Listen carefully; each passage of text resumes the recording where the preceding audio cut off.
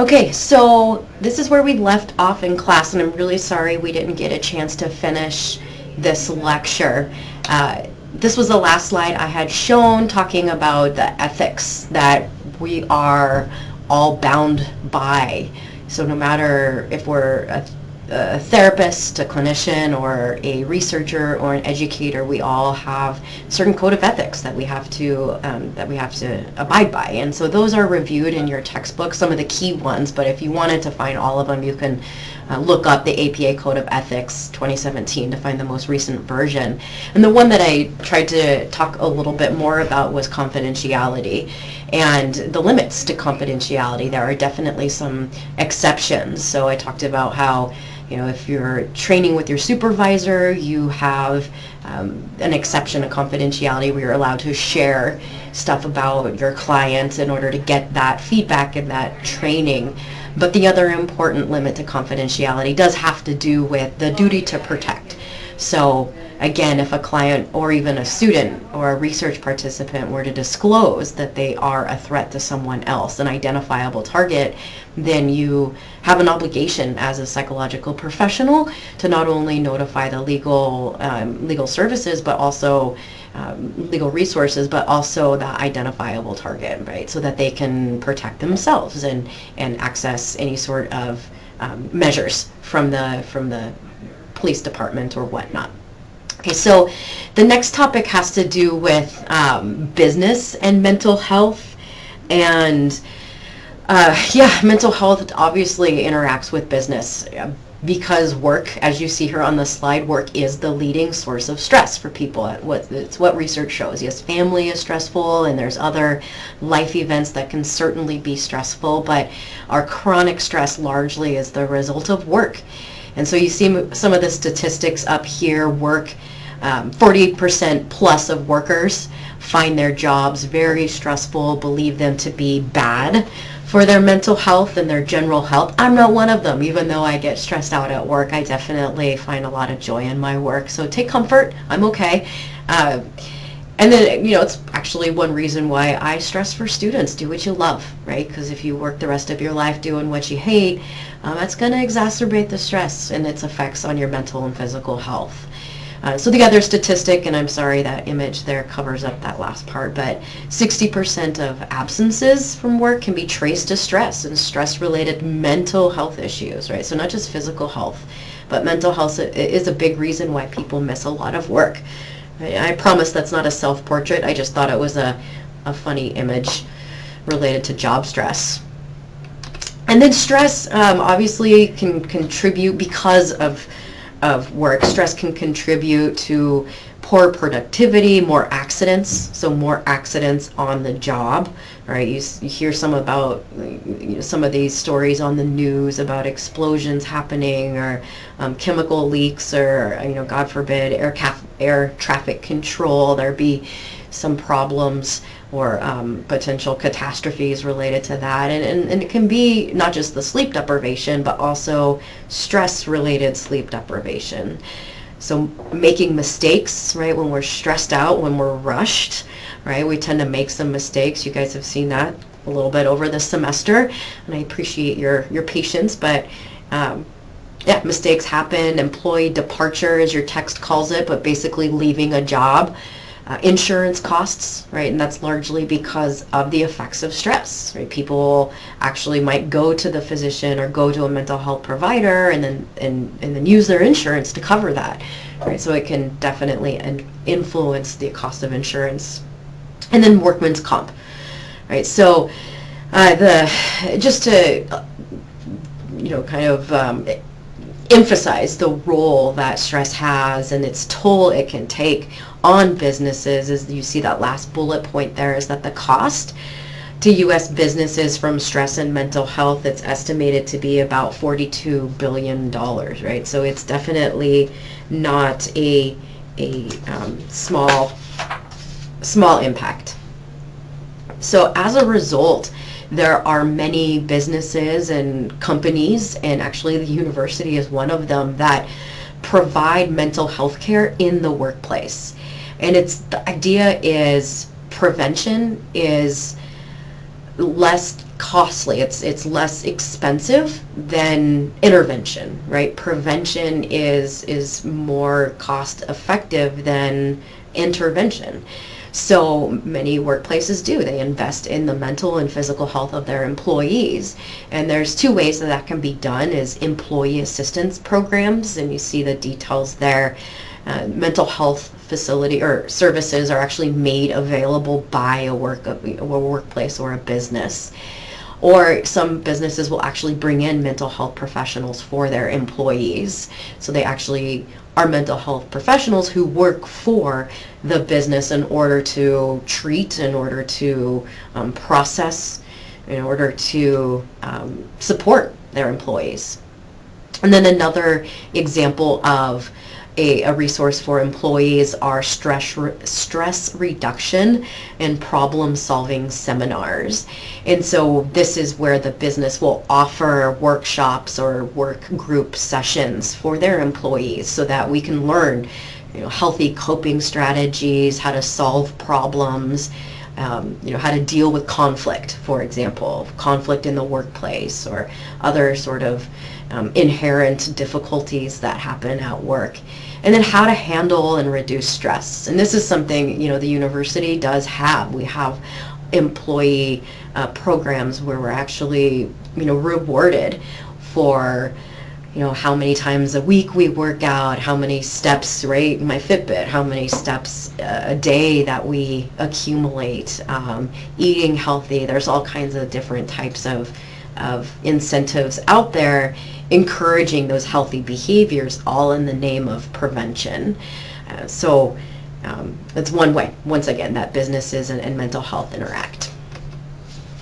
With respects to the economics of mental health, so I alluded to this, a lot of times throughout the semester that, many of our support groups, agencies, services in the community are funded by the state or by the federal government. And while the support from the government has increased, it's still, and hopefully you heard that from today's lecture, it's still insufficient. We do not have the community resources that are needed to address adequately the mental health problems that are in our community. And this isn't unique to Missoula, right? You can go to any community and you're going to find very similar problems and shortage of services and providers. So the government funding, it doesn't cover it all, right? Research shows that government funding covers about 63% of all mental health services, but then the remainder of that has to come from the individual and whatever insurance that they might carry, if any. So examples of federal programs that do help cover mental health services, part of that 63%, these are programs that are unique to special populations. So programs like Medicare and Medicaid, S-CHIP for it's usually state children health insurance program. So state children health insurance program, in case you missed that because I covered my mouth. TRICARE, all right, VHA, IHS. Again, these are talked about in your books, but special programs for our veterans, for American Indian individuals of that American and Indian descent, and also obviously the elderly.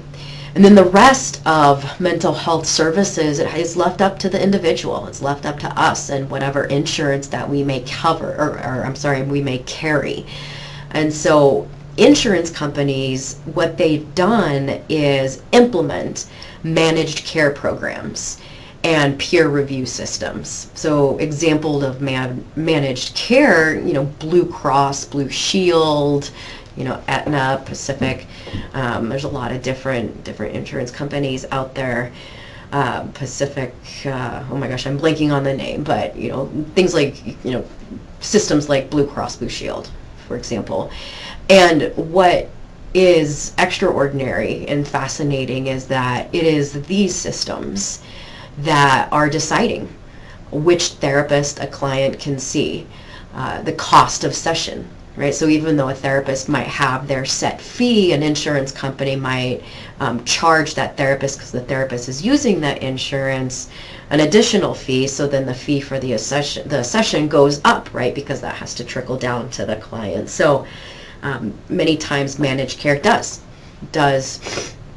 largely influence the cost of therapeutic sessions, how many sessions a client is allotted, right? So insurances will say you can have, 24 sessions in a year, and that's actually quite a bit, but they might limit it, and sometimes it doesn't matter the mental illness, right? So that can definitely be problematic, which we'll get to on the next slide. And then also insurance companies and peer review systems also can determine reimbursement, right? So if a session costs $150 and you have a $25 copay, do you get any sort of reimbursement for that, right? So that's the managed care, and then the peer review is the one that actually does the review of any sort of supporting documentation to help make that decision. So there's a lot of criticism over managed care.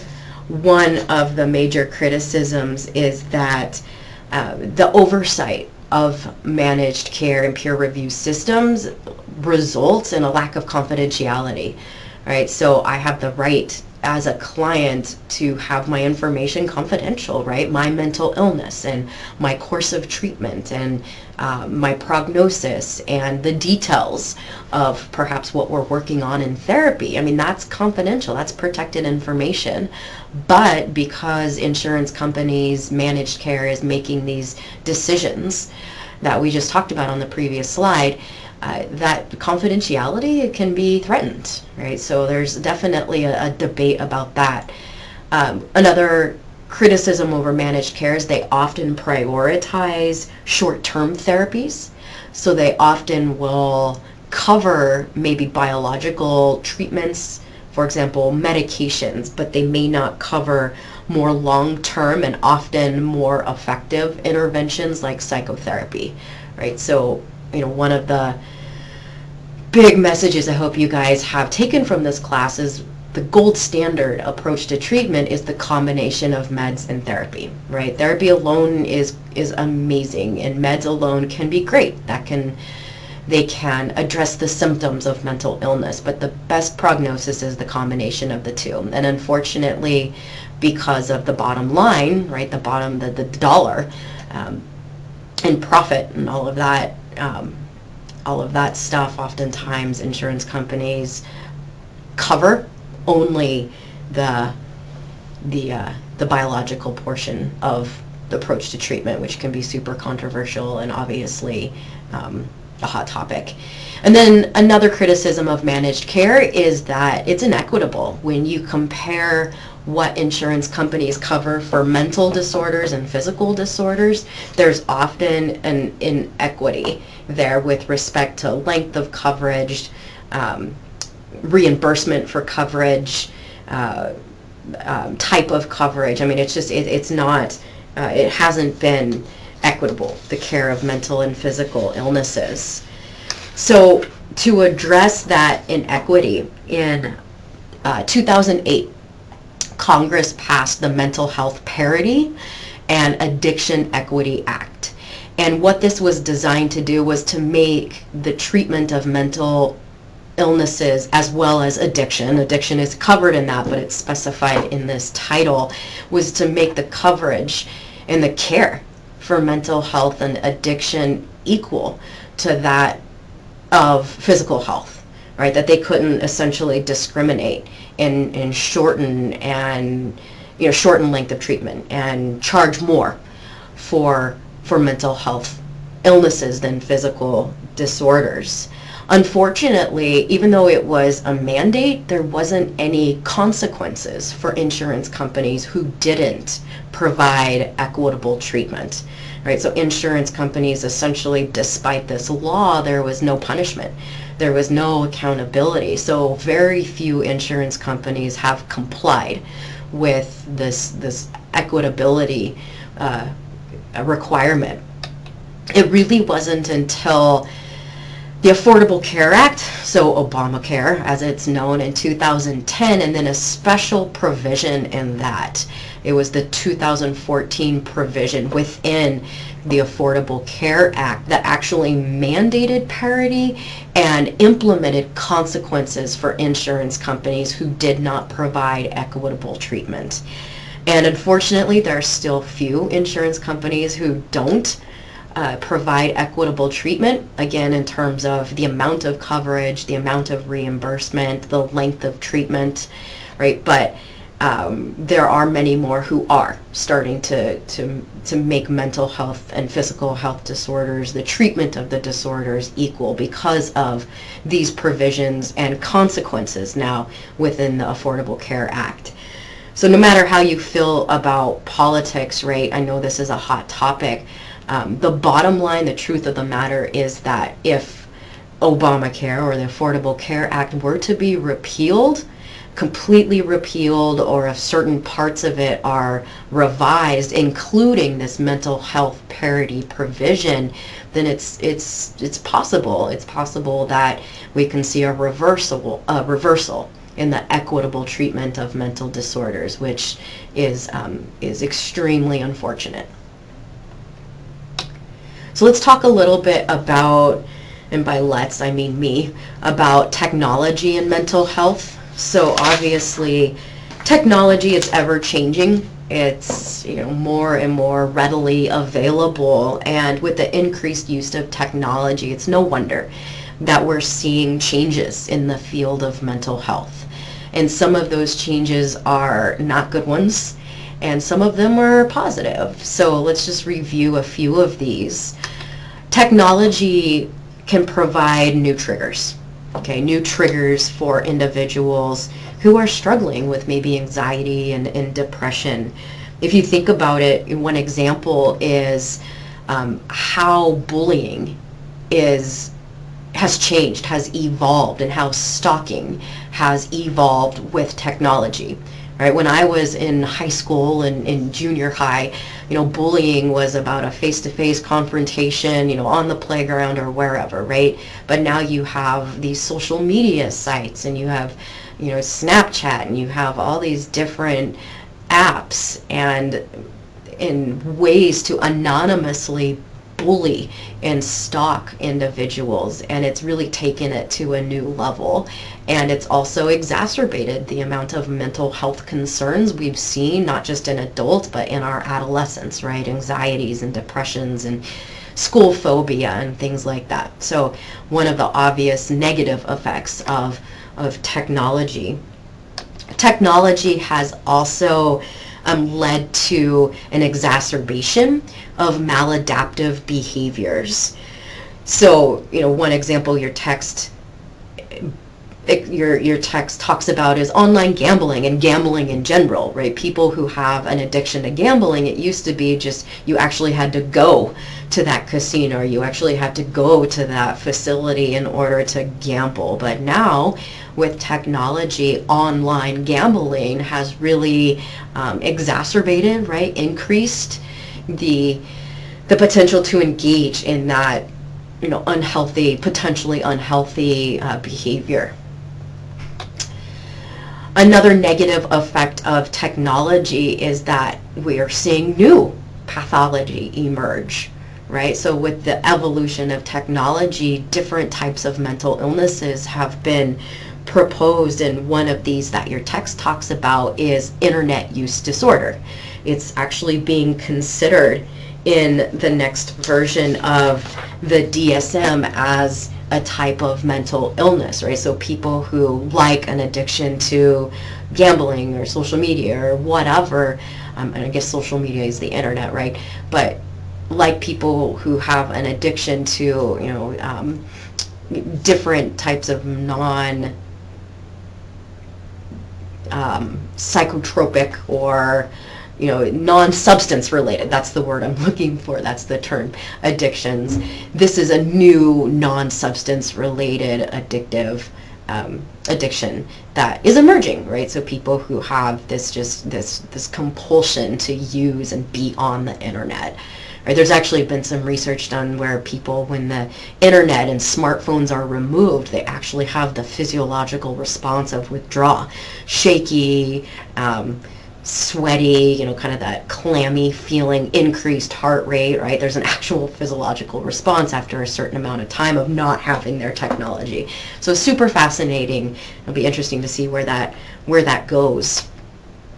Another problem with technology is that it's bringing about a new, what your text calls, exhibitionistic features of certain types of abnormal behaviors. So exhibitionistic, right? Kind of showing off, or kind of displaying is a better term.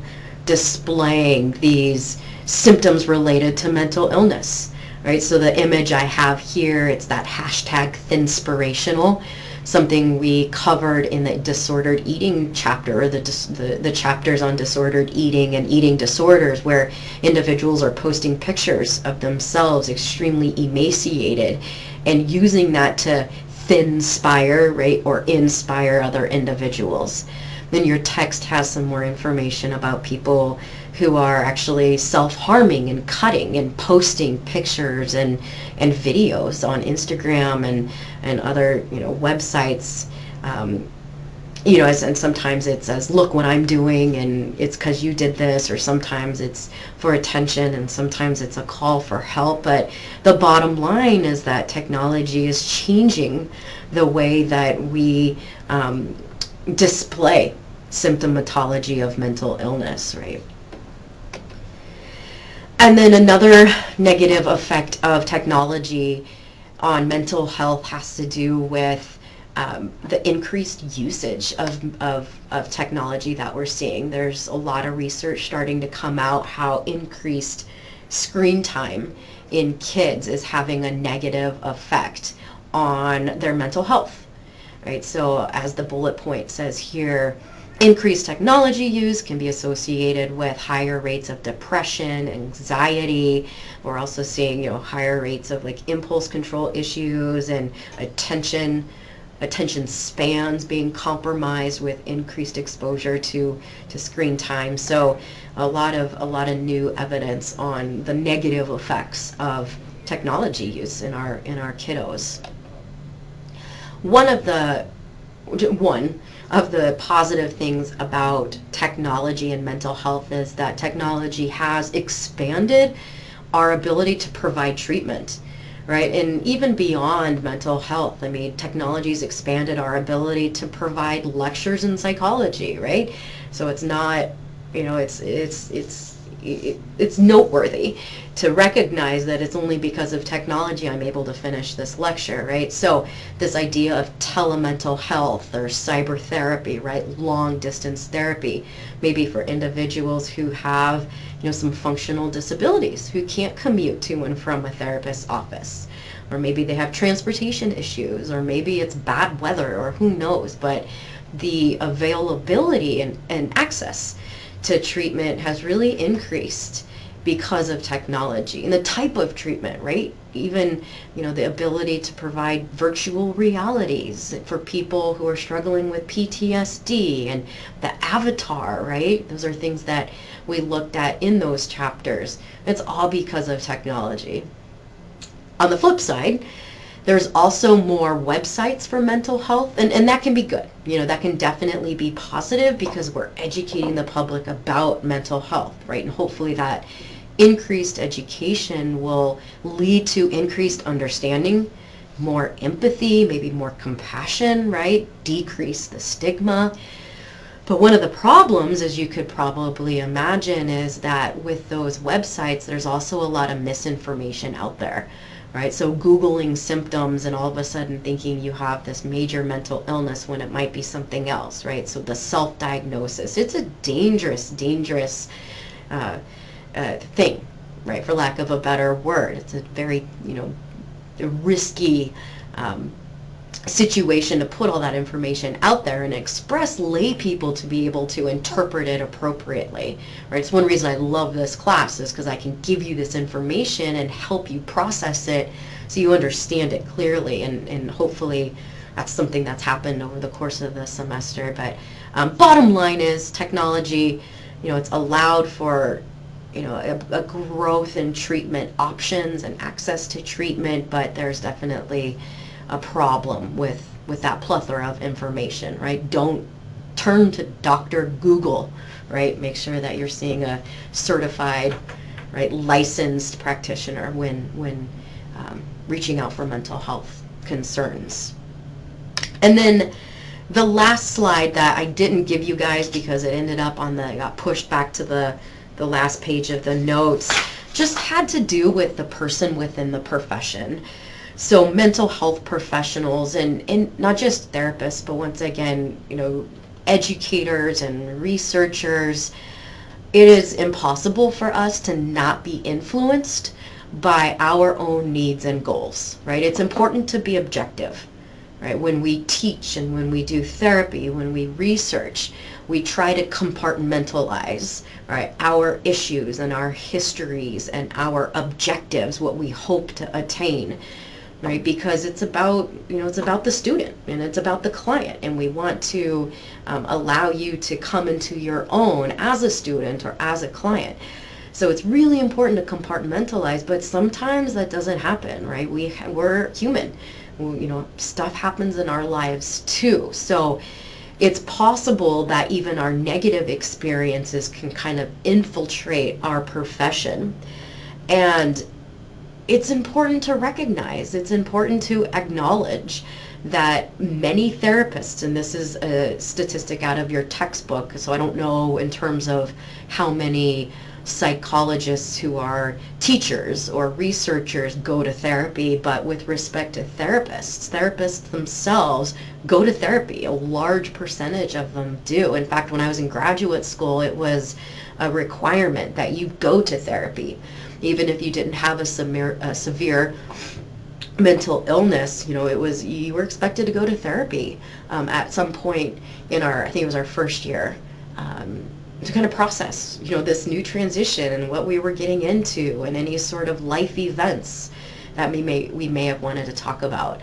So it's not uncommon for therapists themselves to be in therapy. And your text talks about how some therapists actually do struggle with their own depression and their own anxiety, right? Those are two of the more common mental illnesses that affect therapists too, because we are human. So it's not uncommon to be affected by those, but it becomes our responsibility to recognize when those negative experiences or when our symptoms of mental illness start to really affect and take a toll on our professional responsibility.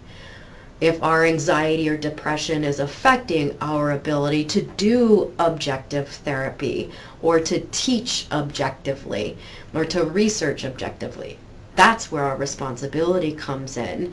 And furthermore, it's our responsibility to address it. So if we're being affected by our own mental health, that's not the problem. The problem is when it starts to actually affect our quality, our objectivity of our work. Then we're obligated to address it. And how we address it can look differently, right? So if I'll give you a personal example in the time-wise, we're about 28 minutes in, so just bear with me, but I had a trauma back in my early teaching years. My 22-year-old brother was killed in a car accident, right? So I might have shared that with you guys, and it was suspected, it later was confirmed it wasn't the case, but it was suspected that it was alcohol related. Well, after the 2 weeks that I took off, the very first lecture I had to give in my class was substance abuse disorder. And it was extremely difficult for obvious reasons, right? So I was able to turn to a colleague and say, can you just cover me one more class period? I'll pick up on the next chapter, but this is too much for me. I can't do this competently, right? That was my professional obligation. The same thing for therapists, right? If they're dealing with something that might influence their ability to provide objective therapy, it's their responsibility to either refer that client on to a new therapist or to them themselves to go into therapy so that they can provide that adjunctive therapy. Okay, so I guess I really wanted to emphasize this because I know some of you are interested in going into mental health care in one capacity or another, and you're not expected to be perfect. Okay, I can guarantee that. But you are expected to address those imperfections when they start to infiltrate your ability to be a competent professional. It's what's expected. So I hope that you can take that with you. You don't have to be perfect, but having the support system and having your reliable colleagues is what's going to help you be successful. All right, so that's all I have for you guys. And again, hopefully you're still watching and listening. I just really appreciate all you guys this semester. You know, your participation, the questions were really engaging and kept me on my toes. And I didn't know all the answers, but I tried to really convey what I could to you guys, and I hope you were able to take that with you. And those of you that didn't participate, even your eye contact and your subtle nodding and your kind of eyes of surprise, and I could tell you were listening. I can tell you were engaged that way, and that's also meaningful for professors. And I saw a lot of that in each and every one of you this semester. So again, thank you for a great semester, and I meant what I said. If you ever want to contact me, come drop by office hours, see me at SARC because I'm over there now half of my time. Then my door is always open. All right, you have my email, so just shoot me a message and I'd be happy to meet with you. All right, take care.